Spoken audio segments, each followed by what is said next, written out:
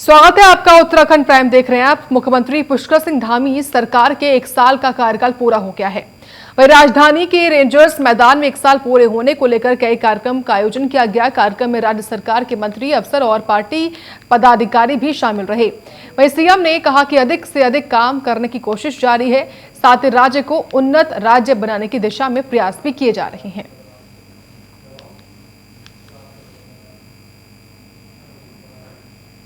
सभी क्षेत्रों में प्रयास किया है और हमने एक पूरा साल उत्तराखंड की देवतुल्य जनता को समर्पित किया है। और हमारे प्रधानमंत्री जी का जो उनका उत्तराखंड के बारे में जो उनके शब्द हैं कि 21वीं सदी का तीसरा दशक उत्तराखंड का दशक होगा, उस दशक को बनाने के लिए हमारी सरकार पूरी तरह से यहाँ के जनगण मन के साथ मिलकर अनेकों प्रयासों को कर रही है। अनेकों काम धरातल पर उतरे हैं। 1 साल का कालखंड चूँकि कम समय होता है, लेकिन इस कम समय में भी अनेकों प्रयास किए हैं, अनेकों निर्णय लिए हैं और जो आगे के लिए हमने प्लानिंग की है उन सभी को आगे धरातल पर उतारने का काम करेंगे।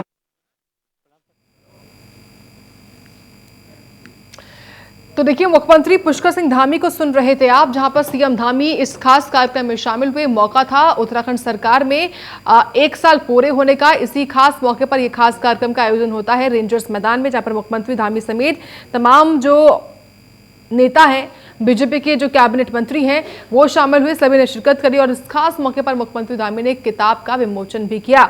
अलग अलग कार्यक्रमों का आयोजन होता है कि आज का दिन बेहद खास रहा सीएम धामी के लिए, उनकी पूरी सरकार के लिए, तमाम लोगों के लिए। इस खास मौके पर कई राज्य मंत्री भी शामिल हुए। सुबोध उनियाल को भी आप देख पा रहे हैं और अलग अलग तस्वीरें भी आपके सामने हम दिखा रहे हैं कि किस तरीके से सभी इस कार्यक्रम में शामिल होने के लिए पहुंचे। तो देहरादून के रेंजर्स मैदान में खास कार्यक्रम का आयोजन किया गया।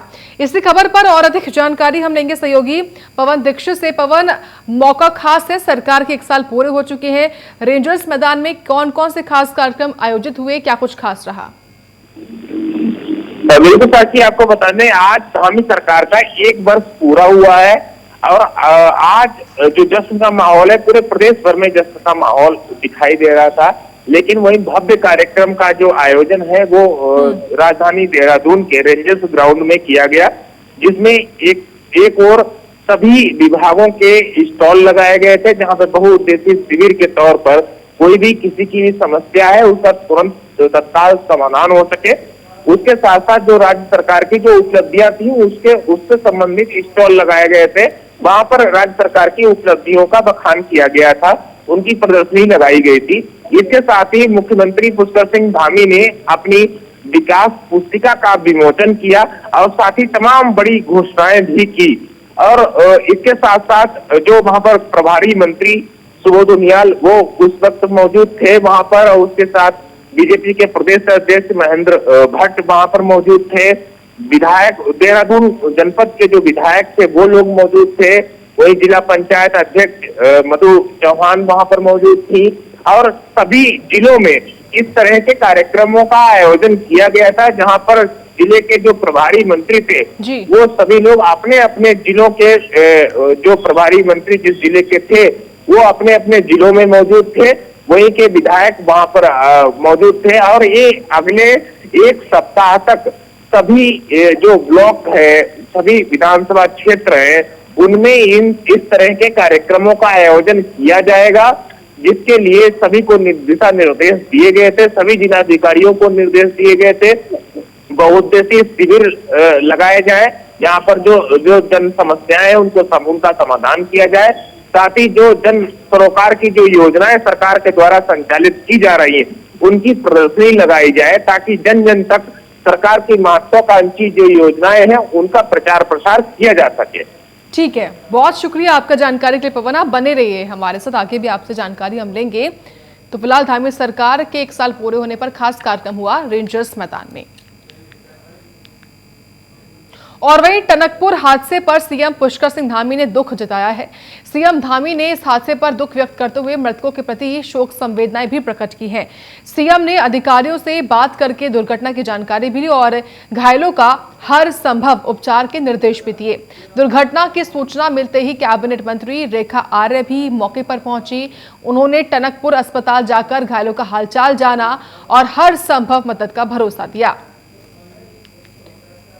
तो देखिए, जिस तरीके से टनकपुर हादसा हुआ उस पर मुख्यमंत्री धामी ने गहरा शोक प्रकट किया है।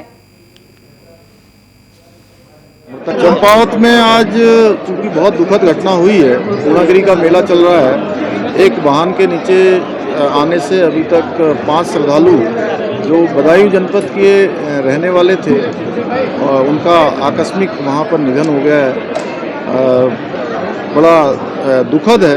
मैंने स्वयं जिलाधिकारी से बात की है और हमारी वहाँ की प्रभारी मंत्री रेखा आर्या वहीं हैं, वो उनके बीच में जाकर सभी व्यवस्थाएं जो उनके घरों तक जाने के लिए और अन्य व्यवस्थाएं कर रही हैं। हम राज्य सरकार की तरफ से अपनी तरफ से उन मृतक परिजनों के साथ हैं, हर प्रकार से उनकी सहायता के लिए तैयार हैं। दुखद घटना है। मैं भगवान से प्रार्थना करूँगा कि सभी को अपने श्री चरणों में स्थान दे और उनके परिजनों को। इसी खबर पर और अधिक जानकारी हम लेंगे सहयोगी पवन दीक्षित से, जो कि लगातार जुड़े हुए हैं। पवन, टनकपुर हादसे को लेकर क्या अपडेट है आपके पास? साथ ही सरकार ने अब तक क्या आर्थिक मदद की कोई घोषणा की है? बिल्कुल साक्षी, इस तरह की जो घटना हुई है टनकपुर में जो घटना हुई है, वो सभी जो प्रभावित लोग थे वो सभी लोग उत्तर प्रदेश के बहराइच जनपद के रहने वाले थे और जिनके ऊपर एक बस चढ़ने के कारण वो दुर्घटनाग्रस्त हुए हैं। तमाम लोग, कई लोगों की मृत्यु हुई है। हालांकि अभी तक 5 लोगों की आधिकारिक पुष्टि हुई है और तमाम लोग उसमें घायल है, जिनका वहाँ चिकित्सालयों, अलग अलग चिकित्सालयों में उनका जो है स्वास्थ्य जांच की जा रही है, जिनका जो है स्वास्थ्य सेवाएं दी जा रही हैं। मुख्यमंत्री पुष्कर सिंह धामी ने भी इस घटना पर दुख व्यक्त किया है। वही जिले की जो प्रभारी मंत्री है रेखा आर्या, आज जश्न का माहौल था। उत्तराखंड सरकार के 1 वर्ष पूरा हो रहा था। इस दौरान जो प्रभारी मंत्री है सभी की अपने जनपदों में ड्यूटी लगाई गई थी, वो भी वहीं पर मौजूद थी। वो भी मौके पर तुरंत तत्काल पहुंची है। वहां पर उन्होंने घायलों का जो इलाज है उस घायलों से उन्होंने बातचीत की है और घायलों की हर संभव मदद का प्रयास किया है। और उसके साथ ही मुख्यमंत्री पुष्कर सिंह धामी ने भी जिलाधिकारी से भी बात की है और सभी को समुचित जो उपचार है उसकी व्यवस्था सुनिश्चित कराने के निर्देश भी दिए हैं। और ये घटना काफी दुखद है और काफी दिल दहलाने वाली घटना है। मुख्यमंत्री ने इस पर शोक संवेदनाएं भी व्यक्त की है, क्योंकि इस वक्त पूर्णागिरी का मेला चल रहा है। वहां पर सभी श्रद्धालु उत्तराखंड के अतिरिक्त उत्तर प्रदेश से सबसे ज्यादा श्रद्धालु इस मेले में पहुंचते हैं और ऐसे में जो ये घटना हुई है वो काफी दुखद घटना है। ठीक है, शुक्रिया आपका पवन, अपडेट देने के लिए हमको इस घटना के बारे में। प्रदेश सरकार के 1 साल नई मिसाल कार्यक्रम के तहत जन सेवा थीम पर बहुउद्देशीय सभागार में विभिन्न कार्यक्रमों का आयोजन हुआ। शहरी विकास और जिले के प्रभारी मंत्री प्रेमचंद अग्रवाल, विधायक किशोर उपाध्याय और विधायक विनोद कंडारी ने दीप प्रज्वलित करके कार्यक्रम का शुभारंभ किया। प्रभारी मंत्री ने कहा कि प्रदेश में बीजेपी की सरकार को बने 1 साल का समय हो गया। सीएम धामी के नेतृत्व में प्रदेश लगातार विकास के पथ की ओर अग्रसर है। कार्यक्रम में प्रभारी मंत्री ने प्रदेश सरकार की विकास पुस्तिका का विमोचन किया। साथ ही 33 ANM को नियुक्ति पत्र भी बांटे। वहीं प्रभारी मंत्री ने कार्यक्रम में लगाए गए स्टॉलों का निरीक्षण किया। इस दौरान 1 साल के अंदर माननीय धामी जी के नेतृत्व में सरकार ने किए हैं, तो निश्चित रूप से मैं पूरी जनता को बधाई दे रहा हूं और कह सकता हूं कि अभी 1 साल की यात्रा अभी चली है और आगे 5 साल तक हमारे जो हम संकल्प हैं, जो हमारे घोषणाएं हैं, वो हम पूरा करेंगे। और सबसे बड़ी बात क्या है कि इस पूरी हमारी इस विकास यात्रा में जैसे माननीय प्रधानमंत्री जी ने, जो हमारे देश के यशस्वी प्रधानमंत्री नहीं, हमारे गार्जियन भी हैं, उत्तराखंड के गार्जियन हैं, उनके आशीर्वाद के कारण जो अनेकों योजनाएं हमारे इस प्रदेश में चल रही हैं और उनका आशीर्वाद लगातार हमें मिलता रहता है। और चाहे आज हम G20 की भी बात करें कि अन्य प्रदेशों में 2-1 इस प्रकार की बैठकें, हमारे यहाँ 3 बैठकें हो रही हैं, तो ये उनके आशीर्वाद का परिणाम है। चाहे हम ऋषिकेश कर्णप्रयाग की बात करें, रेलवे लाइन की बात करें, चाहे हम चारधाम राजमार्ग की बात करें, चाहे हम पर्वतमाला जो योजना है उनकी बात करें, जल जीवन मिशन की बात करें, यानी कि हर क्षेत्र में जिस प्रकार से माननीय मोदी जी का आशीर्वाद मिला है, आज ये यात्रा अपने अंतिम छोर तक जब जाएगी तो मैं ये कह सकता हूँ कि जो जनता ने आशीर्वाद हमें 2022 में दिया था उसी को हम फिर दोहराएंगे। उत्तराखंड सरकार की एक साल नई मिसाल के तहत पौड़ी मुख्यालय के रामलीला मैदान में जनसेवा कार्यक्रम का आयोजन हुआ। कैबिनेट मंत्री चंदन राम दास ने दीप प्रज्वलित कर कार्यक्रम शुभारंभ किया। मंत्री ने सूचना विभाग की एक साल नई मिसाल विकास पुस्तिका का विमोचन भी किया। कार्यक्रम में आम जनमानस के मुख्यमंत्री के लाइव प्रसारण को भी सुना। कार्यक्रम के शुभारंभ के अवसर पर कैबिनेट मंत्री ने अपने संबोधन में कहा कि उनकी वर्तमान सरकार के एक साल की अवधि में अनेक ऐतिहासिक फैसले लिए गए हैं, जिनमें वांछित वर्ग के कल्याण से जुड़ी विभिन्न योजनाओं से लेकर विभिन्न क्षेत्रों को ध्यान में रखते हुए विकास कार्यों को संपादित किया गया। प्रदेश के युवा और जवान और यशस्वी मुख्यमंत्री श्री पुष्कर सिंह धामी जी के नेतृत्व में आज सरकार का एक साल पूरा हुआ है और इस कार्यक्रम में सभी जनपद मुख्यालयों में पुस्तिका का विमोचन, बहुउद्देशीय शिविरों का आयोजन, जिसमें पेंशन के लिए दिव्यांग प्रमाण पत्र, लक्ष्मी किट, आवास योजना, बहुत से लाभान्वितों को आज लाभान्वित किया गया है। और मेरा मानना है कि प्रदेश सरकार का जो एक साल का अल्प कार्यकाल है वो बहुत ही ऐतिहासिक कार्यकाल है। इस ऐतिहासिक कार्यकाल में हमने विषम परिस्थितियों में बहुत से लोक हितकारी निर्णय लिए हैं। हम सबसे पहले नागरिक समानता का कानून लाए, हम धर्मांतरण का कानून लाए, हम सख्त नकल विरोधी कानून लाए ताकि प्रदेश के युवाओं का विश्वास कायम हो और पुनः सरकार के प्रति उनकी आस्था जागे। ऐसा कठोर कानून लाने वाले पुष्कर सिंह धामी जी की सरकार है। हम महिला आरक्षण को 30% बहाल करने में यहाँ सक्षम हुए हैं। माननीय सर्वोच्च न्यायालय द्वारा हमको ये सुविधा दी। हम प्रदेश की नारी शक्ति को इस नवरात्रि के अवसर पर इस 30% आरक्षण के लिए मैं बहुत बहुत बधाई, शुभकामनाएं देता हूँ। जिन लोगों के कारण ये उत्तराखंड राज्य बना, ऐसे आंदोलनकारियों को हम 10% आरक्षण पुनः बहाल करने में सक्षम हुए हैं। ये भी धामी सरकार की बहुत बड़ी उपलब्धि है। उद्योग नीति लाए हैं, हम शिक्षा नीति लाए हैं, हम पर्यटन नीति लाए हैं, हम स्वरोजगार नीति लाए हैं, हम स्टार्टअप नीति लाए हैं, हम उद्योग नीति लाए हैं और इसके साथ साथ इन योजनाओं को धरातल पर उतारने के लिए हम 77,407 करोड़ के हम बजट को उत्तराखंड की विधानसभा गैरसैंण में प्रस्तुत किया है। कृषि के क्षेत्र में, रोजगार के क्षेत्र में, उद्योग के क्षेत्र में, पर्यटन के क्षेत्र में, स्वास्थ्य के क्षेत्र में हम लोग काम कर सकें, जनहितकारी निर्णय को लागू कर सकें और ये धनराशि आम जनता तक पहुँचे, ऐसा प्रयास हमारी सरकार का है। आगे बढ़ेंगे बात अब चंपावत की, जहां चंपावत जिले के टनकपुर में हुई सड़क दुर्घटना में घायल श्रद्धालुओं का हालचाल लेने कैबिनेट मंत्री रेखा आर्य उप जिला चिकित्सालय पहुंची। यहां उन्होंने सड़क हादसे में घायल हुए लोगों का हाल जाना और उन्हें सरकार की ओर से हर संभव मदद का भरोसा भी दिया। साथ ही कैबिनेट मंत्री ने डीएम से वार्ता कर उन्हें इस घटना की विस्तृत जानकारी लेने के साथ ही घायलों के समुचित उपचार के निर्देश दिए। निश्चित रूप से आज यहाँ अस्पताल में आते हुए मन थम सा गया। सुबह घटना सुनने से निश्चित रूप से मन पीड़ा से भर गया और यहाँ लोगों के बीच में आकर किसी के परिजन नहीं रहे, किसी को हाथ में चोट नहीं है, किसी की माँ नहीं रही, किसी की पत्नी नहीं रही। मैं समझती हूँ कि इस दुख को भावनाओं में और शब्दों में व्यक्त करना बहुत मुश्किल है, लेकिन जो वार्ता करते हुए ये महसूस हुआ कि उन लोगों को प्रशासन की ओर से, सरकार की ओर से हर प्रकार की मदद वो स्वीकार कर रहे हैं। जो कुछ भी उनको यहाँ से बहराइच जाना हो अथवा अन्य स्थान पे जाना हो, प्रशासन के द्वारा गाड़ियों को उपलब्ध करा दी गई। जो चोटिल हैं उनको 50,000 की धनराशि, और जो हमारे बीच में नहीं रहे उनको 1 लाख रुपए तक की धनराशि नियमानुसार मान्य है वह दी जा रही है। और बाकी मैं और हमारी सरकार उनके साथ पूरी संवेदना और हिम्मत के साथ में खड़ी है और उनको हिम्मत देने की कोशिश कर रहे हैं।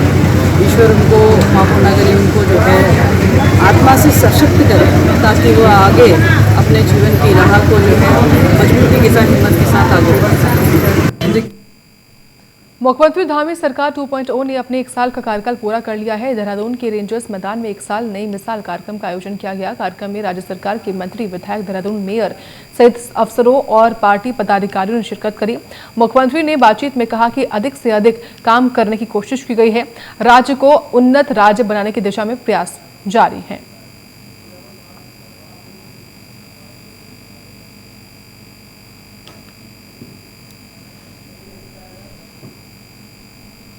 प्रदेश सरकार के 1 साल पूरे होने पर पूरे प्रदेश में 1 साल नई मिसाल कार्यक्रम का आयोजन हो रहा है। मंडल मुख्यालय पौड़ी के रामलीला मैदान में 1 साल नई मिसाल कार्यक्रम का आयोजन किया गया। कार्यक्रम में मुख्य अतिथि उत्तराखंड के कैबिनेट मंत्री और जनपद पौड़ी के प्रभारी मंत्री चंदन रामदास पौड़ी, विधायक राजकुमार पौड़ी सहित कई गणमान्य लोग शामिल रहे। हम शिक्षा नीति लाए हैं, हम पर्यटन नीति लाए हैं, हम स्वरोजगार नीति लाए हैं, हम स्टार्टअप नीति लाए हैं, हम उद्योग नीति लाए हैं और इसके साथ साथ इन योजनाओं को धरातल पर उतारने के लिए हम 77,407 करोड़ की हम बजट को उत्तराखंड की विधानसभा गैरसैंण में प्रस्तुत किया है। कृषि के क्षेत्र में, रोजगार के क्षेत्र में, उद्योग के क्षेत्र में, पर्यटन के क्षेत्र में, स्वास्थ्य के क्षेत्र में हम लोग काम कर सकें, जनहितकारी निर्णय को लागू कर सकें और ये धनराशि आम जनता तक पहुँचे, ऐसा प्रयास हमारी सरकार का हो। मसूरी पुलिस ने 9 सालों से फरार अपराधी को गिरफ्तार कर लिया है। मसूरी कोतवाल दिगपाल सिंह कोहली ने बताया कि 9 सालों से फरार छुब्बल को मसूरी पुलिस ने गिरफ्तार कर लिया है। उक्त आरोपी साल 2013 में उक्त मुकदमे में वांछित था, जो लेकिन लगातार फरार चल रहा था। उन्होंने बताया कि न्यायालय से उक्त अभियुक्त के विरुद्ध स्थायी गैर जमानती वारंट भी जारी था। अब है तो बहुत ठीक ठाक मेहनत का काम था और अच्छी कामयाबी मिली। ये जो हमारे डी साहब ने जो अभियान चला रखा था, ये हमारा उसमें लगभग आखिरी चरण समझ लिए। हमारे पास अब कोई वांटेड नहीं बचा, ये लास्ट था। ये पिछले 9 साल से अपनी गिरफ्तारी छुपाया हुआ था। हर संभव प्रयास किए गए, तब जाके लगभग 15 दिन की मेहनत के बाद कांस्टेबल संदीप जो हमारा एस ने उसका पता निकाला और आज सुबह एसआई और संदीप ने से राजपुर से गिरफ्तार करके थाने लाकर आज कोर्ट में पेश किया गया है। लड़ाई झगड़े का जमीन संबंधी विवाद था और ये तब से अपनी गिरफ्तारी छुपाए हुए था। और मसूरी भारतीय जन नाट्य संघ इप्टा के तत्वाधान में शहीदी दिवस पर शहीद भगत सिंह, राजगुरु और सुखदेव को मसूरी के शहीद भगत सिंह चौक पर पुष्पांजलि अर्पित कर याद किया गया। मसूरी के भगत सिंह चौक पर लगी शहीद भगत सिंह की प्रतिमा पर फूल माला और पुष्प अर्पित कर याद किया गया। और इस मौके पर इप्टा के साथियों ने जनगीत, देशभक्ति के गीत गाकर भगत सिंह को अपनी श्रद्धांजलि अर्पित करी। महान सपूत माँ भारती के असली सपूत हमारे भाई शहीद आजम भगत सिंह जी की आज ये इसमें हम उनको श्रद्धांजलि अर्पित करते हैं। जैसे कि आपको पता है कि जलियांवाला बाग 1919 में जो कांड हुआ था, उससे उनके अंदर एक ऐसी भावना है, उन्होंने क्रांतिकारी भावनाएं उनके अंदर जागृत हुई और 1926 में जब उन्होंने लाला लाजपत राय को जब अंग्रेजों ने लाठी मारी और उनकी मृत्यु हुई, तो उसका बदला चुकाने के लिए उन्होंने जेपी सैंडर्स को गोली मारी और उसके बाद ही 26 जनवरी से 1929 के आसपास उन्होंने असेंबली में बम फोड़ा और अपने क्रांतिकारी रूप को दिखाया। उसके लिए हम उनको नमन करते हैं। उसके बाद उनके क्रांतिकारी होने के कारण उनको जो फांसी की सज़ा हुई है, वो युगांतर तक भारत देश उनको नमन करता रहेगा और ऐसी सच्ची श्रद्धांजलि के हम उनको हाथ जोड़ के विनम्र सलामी। मार्च 1931 की रात्रि जिन वीर सपूतों ने देश के लिए अपने प्राण न्यौछावर करे। ऐसे हमारे शहीद आजम भगत सिंह, सुखदेव और राजगुरु जी ने जो देश के लिए अपना बलिदान दिया, इस अवसर पर उनके बलिदान दिवस पर मसूरी में बीजेपी युवा मोर्चा ने प्रदेश में नकल विरोधी कानून लागू करने पर हस्ताक्षर अभियान चलाकर सीएम का धन्यवाद किया, जिसमें सैकड़ों की तादाद में छात्र छात्राओं ने भाग लिया और सीएम का आभार व्यक्त किया।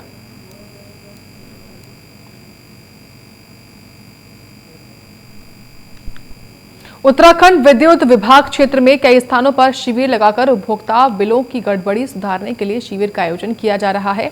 साथ ही क्षेत्र में विद्युत उपभोक्ताओं के बकायेदारों से बकाया धन वसूली अभियान भी चलाया जा रहा है। जिस उपभोक्ताओं के द्वारा बकाया राशि जमा नहीं की जा रही है, उन उपभोक्ताओं का कनेक्शन काट दिया जा रहा है। इस दौरान जेई मेहताब अली ने कहा है कि शिविर का उद्देश्य है उपभोक्ताओं के बिलों में गड़बड़ी को सुधारना। इसके अलावा विद्युत विभाग ने उपभोक्ताओं के बकाया बिलों को वसूलने के लिए सख्त कदम उठाए हैं। जो भी बकाया उक्त शिविर में आकर जमा नहीं कर रहा है, उन उपभोक्ताओं का कनेक्शन काटा जा रहा है। शिविर हमारे डेली लगाए जा रहे हैं। विद्युत बकाया लोगों का जमा करने के लिए हम जगह जगह कैंपों का आयोजन कर रहे हैं। आज हमारा दिनेशपुर बाजार में कैंप लगा हुआ है, कल हमारा जगदीशपुर में कैंप रहेगा, टोला में कैंप रहेगा। प्रत्येक दिन हमारे कैंप लगाए जा रहे हैं। रविवार को भी हमारे कैंप भी लगाए जा रहे हैं और कैश काउंटर भी खोले जा रहे हैं। इस बार ब्याज की सुविधा नहीं आई है और अगर किसी उपभोक्ता का बिल खराब है तो उसको हम ऐसे आपके ऑफिस में व्हाट्सएप कर देते हैं और वहाँ से तुरंत उसको ठीक करवा के उपभोक्ता का बिल जमा करवाते हैं। देहरादून में निगम के वसूले किए जा रहे यूजर चार्जेस में बढ़ोतरी देखने को मिल रही है। बीते कुछ दिनों से निगम को ऐसी शिकायतें प्राप्त हो रही थी कि कुछ लोग गैर कानूनी ढंग से पर्चियां बनाकर शहर के विभिन्न हिस्सों में यूजर चार्ज वसूल कर रहे हैं, जिसका संज्ञान लेते हुए निगम ने फैसला लिया है कि अब यूजर चार्जेस केवल पीओएस मशीन के माध्यम से ही वसूले जाएंगे। अब सभी प्रकार की कॉमर्शियल चीजों में जैसे कि होटल, दुकानों, स्कूल, फैक्ट्रियों से यूजर चार्ज पीओएस के माध्यम से ही वसूले जाएंगे। की डोर टू डोर कलेक्शन की व्यवस्था 3 भागों में विभाजित है, जिसमें एक भाग में 25 वार्ड में एक एजेंसी कार्यरत है, दूसरे में 26 वार्ड्स में एक दूसरी एजेंसी कार्यरत है और तीसरे में 47 वार्ड्स में एक तीसरी एजेंसी कार्यरत है। तो ये जो 47 वार्ड्स का जो एक चंक है, इसमें नगर निगम द्वारा स्वयं ही यूजर चार्जेस कलेक्ट किए जाएंगे। इसके अतिरिक्त जो 25 और 26 कुल 51 वार्ड्स का एक चंक है, जिसमें एक जगह सनलाइट कंपनी और मौसम विभाग ने पूर्वानुमान जारी किया है। आने वाले 2 दिन प्रदेश में बारिश होने की संभावना है। वहीं अधिक ऊंचाई वाले स्थानों पर हल्की बर्फबारी का भी मौसम विभाग ने अंदेशा जताया है। नमस्कार, मैं विक्रम सिंह, निदेशक मौसम केंद्र देहरादून से। उत्तराखंड के लिए मौसम की बात करें, आज 23 मार्च हो गई है, तो आज आप देख रहे हैं मौसम करीब करीब साफ ही है। लेकिन हाँ, ये कह सकते हैं कि जो हमारे अंदर के डिस्ट्रिक्ट है, उत्तरकाशी, चमोली या पिथौरागढ़, तो उसकी हायर रीचेज में छुटपुट एक्टिविटी की, हल्की एक्टिविटी की संभावना है। बाकी जगह मौसम करीब करीब साफ रहेगा आज। लेकिन कल 24 और 25 में जब जाते हैं, आप अगले 2 दिन देखें तो 24 की शाम रात से जो है जो थंडर स्टॉर्म और रेन की एक्टिविटी है वो प्रदेश में मिलेगी। तो हालांकि हल्की से मध्यम तक की ही एक्टिविटी है, तो मैं ये कहूँगा कि अनेक जगहों में कल जो है हल्की मध्यम दर्जे तक की जो रेन थंडरस्टॉर्म एक्टिविटी है वो प्रदेश में रहेगी। इसी तरह जब आप 25 को जाएंगे तो उसमें भी जो है अनेक जगहों तक में हल्की रेन थंडरस्टॉर्म एक्टिविटी या बहुत हल्की वो 25 को भी दिखेगी। साथ ही जो वक्त या ब्रेक के बाद खबरें लगातार जारी है।